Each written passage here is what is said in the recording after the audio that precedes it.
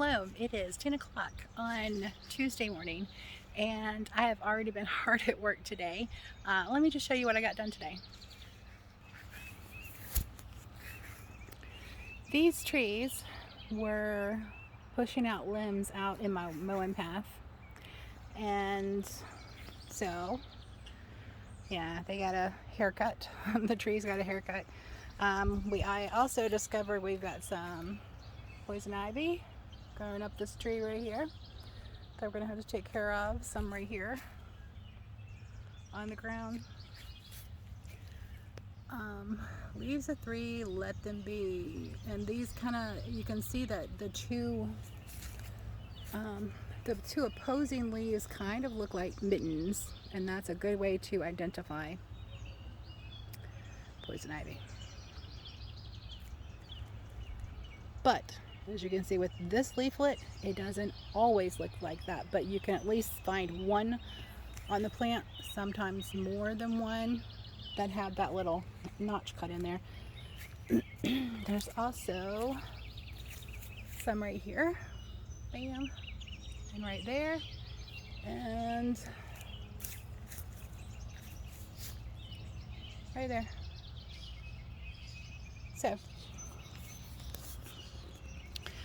these right here definitely came into contact with the poison oak, and you don't want to burn it. You don't want to burn that, because anybody that's allergic to it will, they can ingest it through inhalation and cause some serious issues. My brother-in-law is very sensitive to that. These were the upper branches and did not come into contact with it. So we will I'm thinking we'll probably just shred these. Yeah. Now see, this could be mistaken, but it's not. That's a tree limb, actually. I'm not sure what kind of tree that is, but I do know it's an annoyance.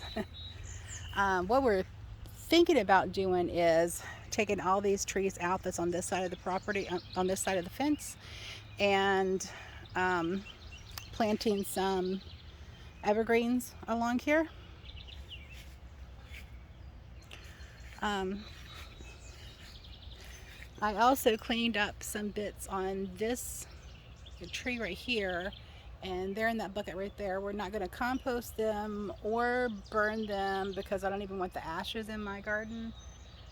We're not going to shred them. They're just going to get put in the garbage to let the city deal with it. I mean, if we lived in the country, I'd just like toss them off to the side in the woods somewhere to let them decompose there, but I don't, and right now, and so that's our method of getting rid of them. So we have several different vines climbing up this fence, and I think that's what they were trying to get rid of by spraying. Or they could have also had some poison ivy growing on their side also. Who knows? But yeah, they did spray it all. So, and they didn't just spray our side; they sprayed this side too. And you can see where those trees got hit right there. You can see where those trees right there got hit, and they got some serious damage. But look, they too are coming back.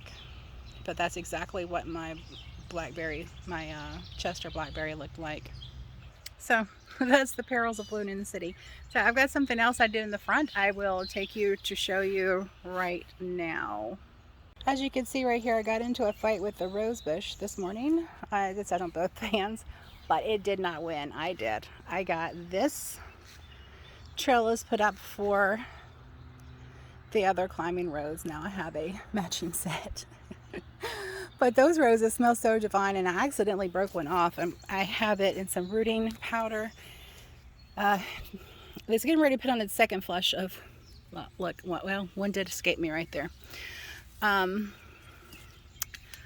broke one off at the bottom, and it had new blooms coming on it. So unfortunately, I took off the blooms, and I broke off if you break these off, they can become new roots. And so I've not tried rooting them in water in the rooting I have not tried rooting them in water in a rooting compound before, so that's what I'm trying now.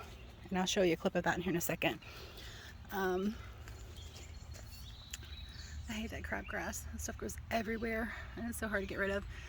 But it's got some new growth here coming on, and so that new growth will also put off some new flower shoots.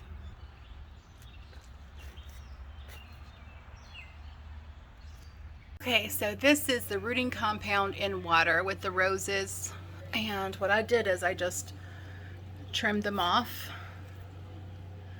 broke off the thorns, and stuck them in there. Make sure it's a clean cut. And I did the exact same thing with this rosemary right here, and it is growing roots beautifully. So I'm waiting for it to grow some more roots because I've tried putting them out like this and they did not thrive. So actually they didn't even live. So actually I have one living, but I've tried it with 10. So 1 out of 10 is not good odds. So I'm going to try that with the maybe potting them up a little differently than I did last time. It's possible those tender roots I may have broken off when I stuck them in the soil. This right here you can get at your local pharmacy. You may have to ask the pharmacist for it. It is poison ivy pills. It literally is poison ivy. It is for the relief of conditions produced by poison oak and poison ivy, and it's a homeopathic remedy. It is available over the counter, and it has the instructions on the back, and you can actually take this as a preventative also. If you just take a couple, take it according to instructions before the season begins, and you can actually take it as a preventative to keep from getting poison ivy. Thank Yah, so far I have not had poison ivy. Actually, I have not had poison ivy in my whole life, so but yeah, so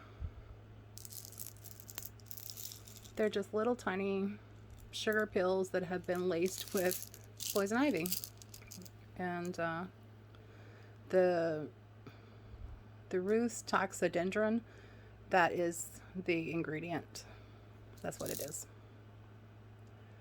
So, but these do work. My brother-in-law, who's highly allergic, he did take these, and I'm sorry, I'm sorry for my appearance. I am very sweaty. I've been working hard outside this morning for several hours, so, and it is getting super hot.